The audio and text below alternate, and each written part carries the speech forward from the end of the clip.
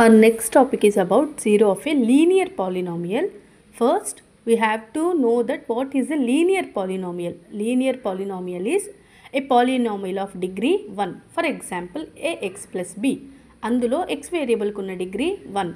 So ఇక్కడ మనం తీసుకోవాల్సింది p of x is equal to 0. Here p of x is equal to ax plus b. ఇక్కడ x variable కున్న degree 1 కాబట్టి మనకు ఓన్లీ 1 0 వస్తుంది.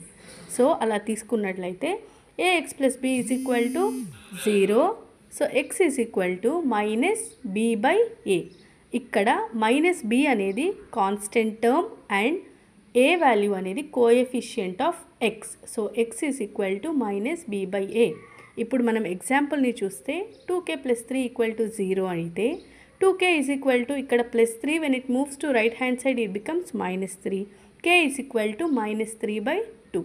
సో ఇక్కడ మనం నోట్ చేసుకునేటప్పుడు ఏ ప్రాబ్లంలో అయినా ఫస్ట్ కాన్స్టెంట్ టర్మ్ ఏంటి, కోఎఫిషియంట్ ఆఫ్ వేరియబుల్ టర్మ్ ఏంటి అని నోట్ చేసుకుంటే మనం సమ్ ఆఫ్ ద జీరోస్ రాయడానికి చాలా ఈజీగా మనం నోట్ చేసి రాయగలం.